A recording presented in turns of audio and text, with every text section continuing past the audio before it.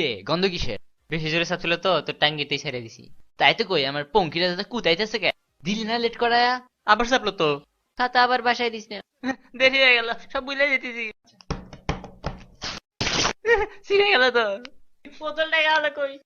বাস খাও। কখন বাজে 12টা, কখন বাজে 12টা। বাস খেয়া সব শেষ করলো। যুদ্ধ শেষ, অস্ত্র জমা দাও। স্যার 2টা মিনিট দেন না, রোগী দেখতে গিয়ে নানা নিজে মারা গেছে, মাত্র খবর দিয়ে আসছি। একটা নানারে কয়বার মারবি? ইচ্ছা করতেছে নানার কবরে হারাও ঢুকাই দিই। স্যার আমি আগে জমা দিছি স্যার। আমি আগে জমা দিয়েছি। না না, তোমাদের সরকারের মেয়াদ শেষ। স্যার আমি ঢাকার পোলা।